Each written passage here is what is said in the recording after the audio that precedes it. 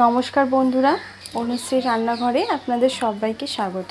আজ আমি আপনাদের সঙ্গে শেয়ার করছি সিম্পল নিরামিষ একটা আলু ফুলকপির তরকারি রেসিপি। একদমই অল্প মশলা দিয়ে আর ঝটপট তৈরি করে নিয়ে যায় এমন একটা ফুলকপি আলু তরকারি রেসিপি। আমাদের যখন রান্নার তাড়াহুড়ো থাকে সেই সময় কিন্তু এরমভাবে এই আলু ফুলকপি রেসিপিটি অবশ্যই আপনারা তৈরি করে খেয়ে দেখতে পারেন। আশা করছি আপনাদের ভালোই লাগবে। আর খুব বেশি উপকরণের প্রয়োজন নেই রান্নাটাতে, সামান্য কিছু উপকরণে কিন্তু সুন্দরভাবে তৈরি করে নিয়ে যায়।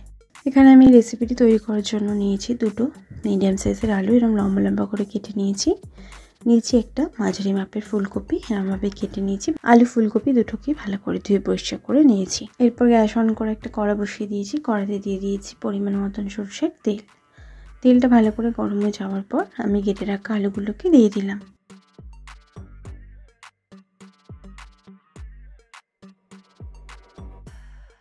আলুগুলোকে দিয়ে হালকা করে একটু হালকা করে আমি ভেজে নেব। আলুটা একদম হালকা করে একটু ভেজে নিয়েছি। এবার আলুটাকে তুলে নেব। আপনারা চাইলে কিন্তু আলু ফুলকপি একসাথেও এখানে ভাজতে পারেন। এরপর আমি ফুলকপিগুলোকেও তেলের মধ্যে দিয়ে দিলাম।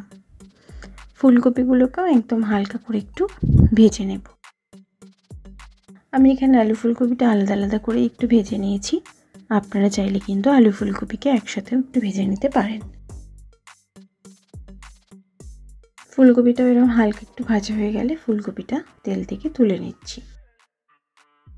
ফুলকপিগুলোকে তেল থেকে তুলে নিলাম। এরপর কড়াতে আরেকটুখানি সর্ষের তেল আমি দিয়ে দিয়েছি।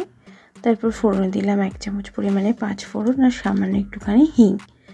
যেহেতু রান্নাটা পুরো নিরামিষ করব আমি, তাই সামান্য একটু হিং এর মধ্যে দিয়েছি। হিং দিলে কিন্তু নিরামিষ রান্নার স্বাদটা খুব সুন্দর হয়। ফোড়নটা ভাজা হয়ে গেলে একটা মিডিয়াম সাইজের দিয়ে দিলাম টমেটো কুচি।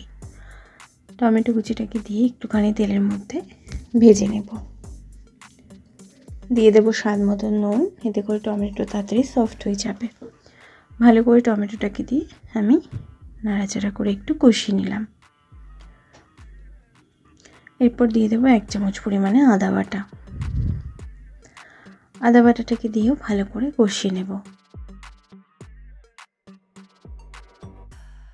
গ্যাসের ফ্লেমটা কিন্তু মিডিয়ামে রেখে আমি এখানে মশলাগুলোকে কষিয়ে নেব।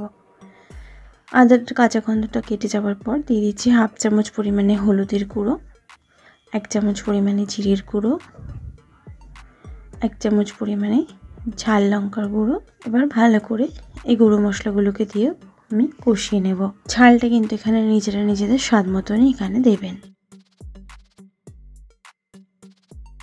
ভালো করে মশলাটা কষানো হয়ে গেছে। সাইড থেকে কিন্তু তেল সেপারেট হতে শুরু করে দিয়েছে।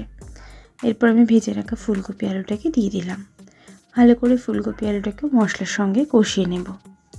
ফ্লেমটা কিন্তু মিডিয়ামে রেখে আমি মশলার সাথে ভালো করে কষিয়ে নিচ্ছি।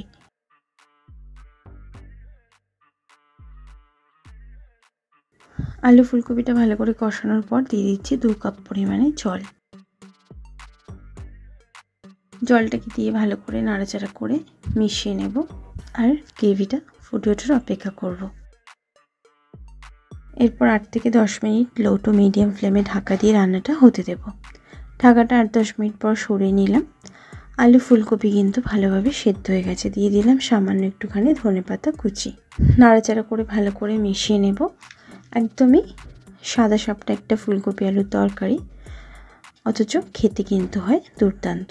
দিয়ে দিচ্ছি 1 চামচ পরিমাণে ঘি। ঘিটা কিন্তু পুরোপুরি অপশনাল, আপনারা না দিতে চাইলে ঘিটা নাও দিতে পারেন। ঘিটা দিয়ে ভালো করে মিশিয়ে নেব। একটা সুন্দর গন্ধ কিন্তু বেরোতে শুরু করে দিয়েছে। গ্রেভিটাকে আমি একটুখানি শুকিয়ে নিয়েছি। এরম গ্রেভি আমি রাখবো। এরপর গ্যাসের ফ্লেম বন্ধ করে দিয়ে এটা গরম গরম সার্ভ করে নেব। গরম গরম এরম আলু ফুলকপির এই তরকারি দিয়ে এই শীতকালে বেশ ধোয়া ওঠা ভাতের সাথে কিন্তু দুপুরবেলায় অসাধারণ লাগে। একবার অবশ্যই আপনারা এইভাবে এই রেসিপিটি ট্রাই করে দেখবেন। আশা করছি আপনাদেরও ভালো লাগবে। ভালো লাগলে লাইক শেয়ার করতে ভুলবেন না। কমেন্ট বক্সে কমেন্ট করে জানাতে ভুলবেন না রেসিপিটি কেমন লাগলো। ভালো থাকবেন, সুস্থ থাকবেন। ধন্যবাদ।